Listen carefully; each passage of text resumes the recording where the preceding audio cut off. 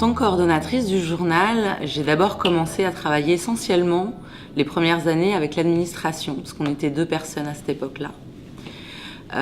Donc je travaillais à faire les budgets, je travaillais à m'occuper de tout ce qui était courrier, administration. Au fil des ans, j'ai récupéré toute la vente de publicité.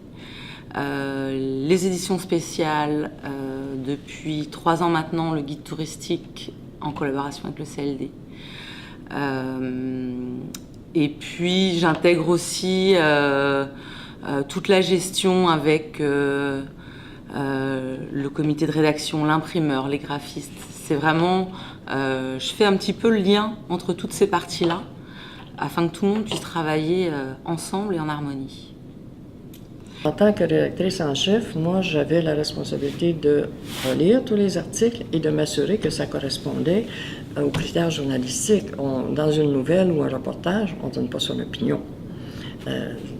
On le fait dans une chronique, c'est accepté, mais pas... Alors, ça doit être écrit de façon à ce qu'il n'y ait pas d'attaque personnelle, à ce qu'il n'y ait pas de... en tout cas... Un journaliste doit écrire une nouvelle sans donner son opinion. Mais il faut que tous les faits soient là, que les faits soient véridiques et vérifiables. Il y a 3 défis principaux pour le travail du rédacteur en chef.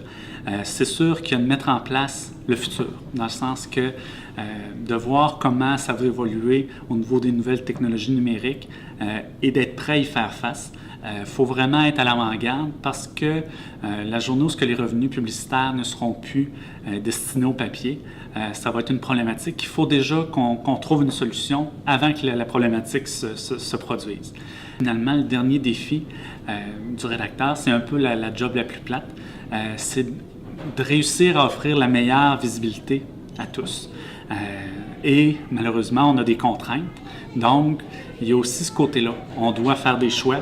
On doit parfois couper, mais c'est toujours d'être capable d'offrir la meilleure visibilité qu'on juge au plus de personnes possible. Donc c'est probablement le dernier défi du travail de rédacteur en chef.